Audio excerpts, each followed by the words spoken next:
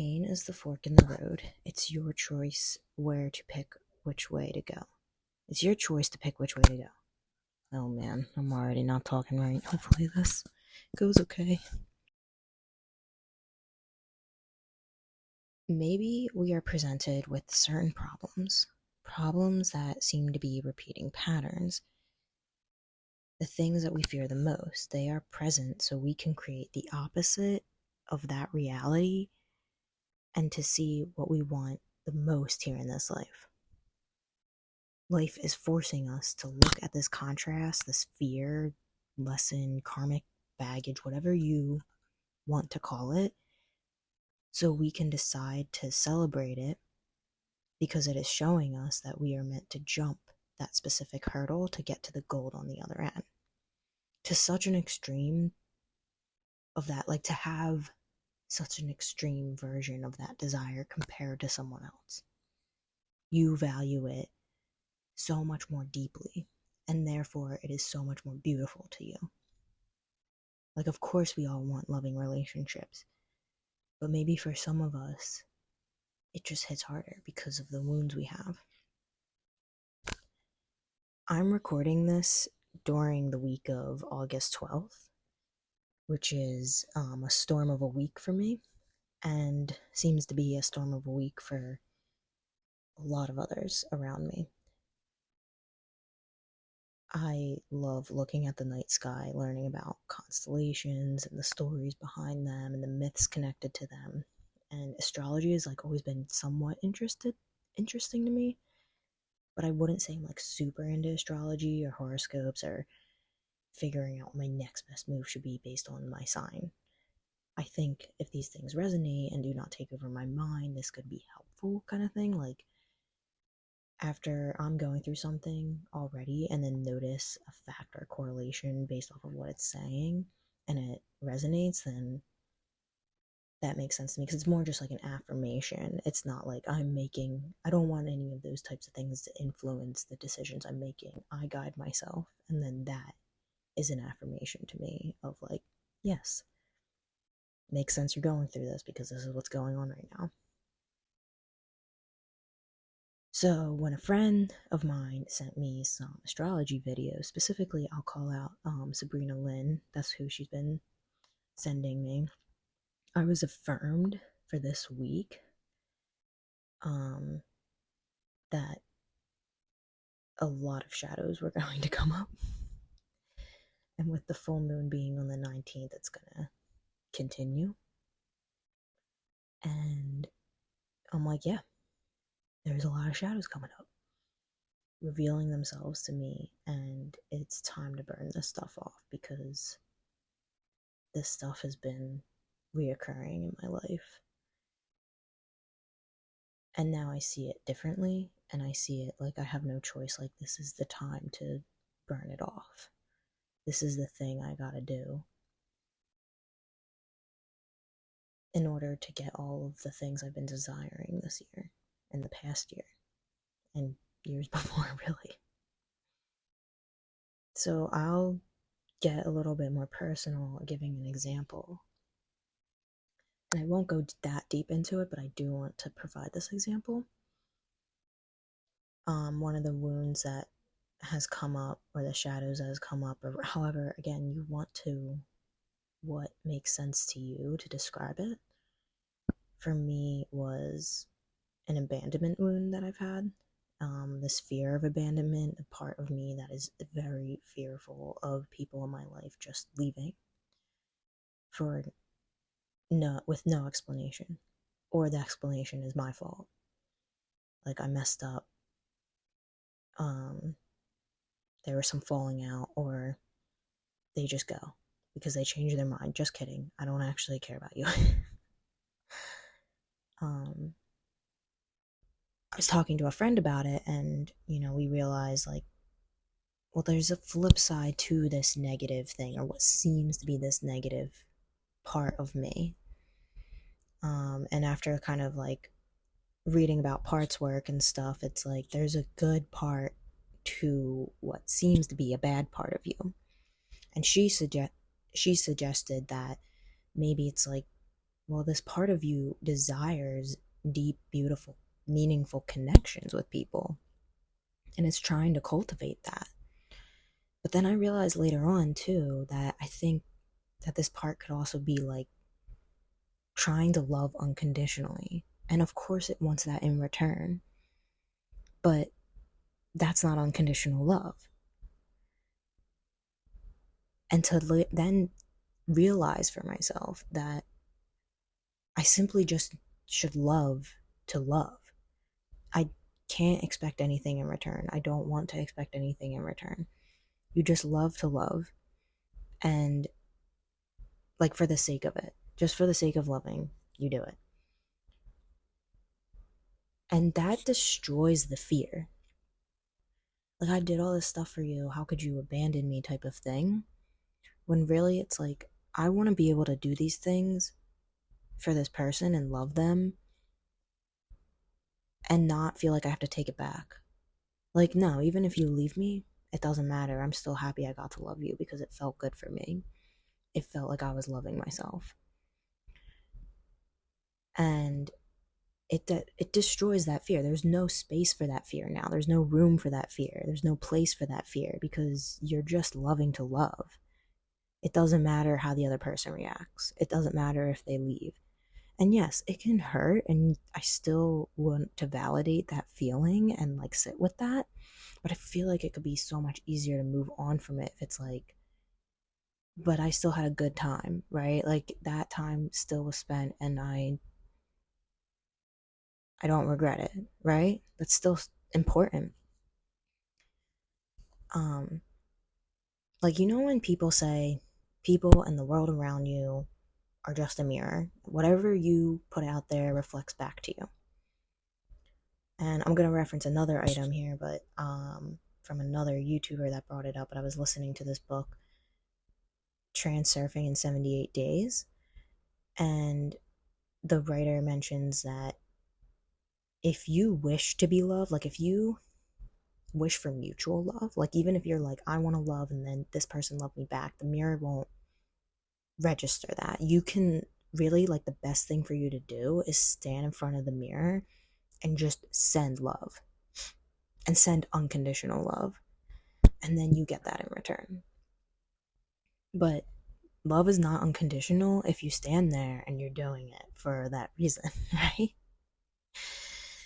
And I feel like, well, if you can find that place of, I'm just doing this to love, and actually it does already immediately reflect back to me because it feels good and it feels like I'm loving myself, then what's the harm in that? If you're comfortable with that with this person, no matter how they react, right? Now, I'm also not saying you go up to somebody and you're like, I'm gonna love you no matter what, and they're like, leave me alone. You go leave them alone, okay? But that's how you love them. You do what they ask. Um, but yeah, so in terms of this wound for me, like, I was presented this pain for probably the 50th time at this point in my life. This wound like has been set in me since the first year of my life, and then it just kept reoccurring in so many relationships until I like matured and found people that I could be honest with.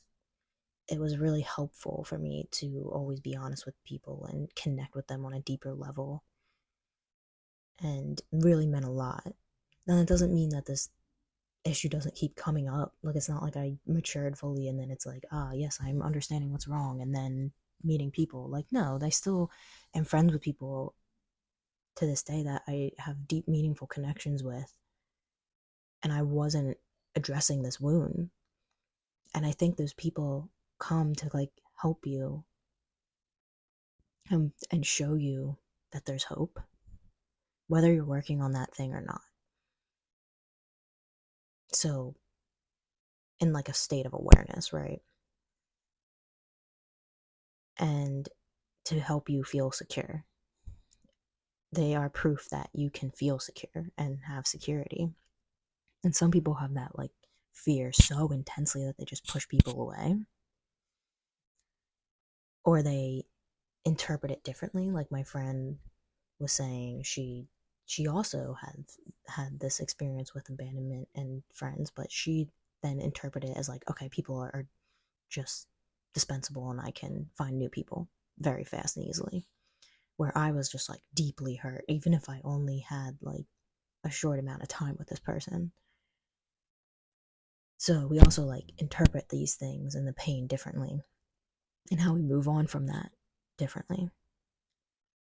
And so that goes to show also like the wound is still going to come up even if I have these positive connections in my life without addressing it. It's still going to show itself eventually or give me a pang of pain every now and then.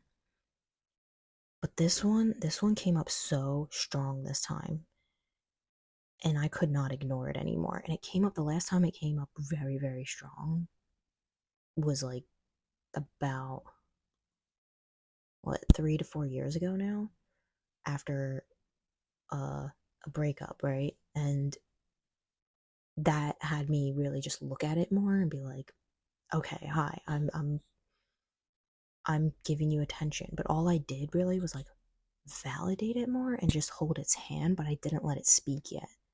I didn't really let it speak to me and show its like goodness. So this time it came up with such power again, and it gave me a new perspective to like really sit with it and listen to it. And I'm like, okay, clearly this is still very much bothering me in a very deep, like a very deep level. And I'm frustrated with you still. What do you need? And so, I had that discussion with my friend and finding the beauty in it and the good part of it. And I feel like now I'm burning off that fear of like, and it's not immediate. It's just more like a revelation of, I can look at this differently now and it's already starting to feel better, but it's still going to take time. Now, here's the thing that I'm trying to also say here is I could have taken a different path. I could have taken the path where I kept taking previously, where I was just suppressing it. And I was like, okay, I know I have this problem, but I'll hold your hand and validate you, but I'm not going to go any further than that. I'm not going to let you speak your full truth to me. And I think we are accustomed to suppress pain when we feel it. But I also saw somewhere, and I'm going to, again, another reference, a guy who I have been resonating with a lot, is Flynn Skidmore. He was a therapist, and I found him on Instagram, and I really, really like what he has to say and his videos and stuff. But I saw him make a post the other day, and I believe this was him, and I meant to double check, but I'm pretty sure. He did a post about feeling curious about your pain. So when you feel that pain, be curious about it and try to understand it. Like, why are you feeling like this? What is there to learn about the emotion and what is going on internally with you? And I told a friend, this is a part of the journey. Why not look at it more positively in that we are learning more about ourselves? How exciting is that? Like, you're developing and evolving right now. In this moment, you are evolving because you are like, ouch, what is this that feels like a knife in the side of me? And you look down and it's the most beautiful looking knife you've ever seen. And you take it out and you're healing already, right? Like, I don't know if that metaphor makes sense, but maybe. I was called to say that for some reason. Like, I'm imagining this like gold plated thing, and you're like, this is beautiful. Wow, look at this thing. And yes, it has the potential to stab you and hurt you, but it also has the potential to be like melted down and created and transmuted into something else. And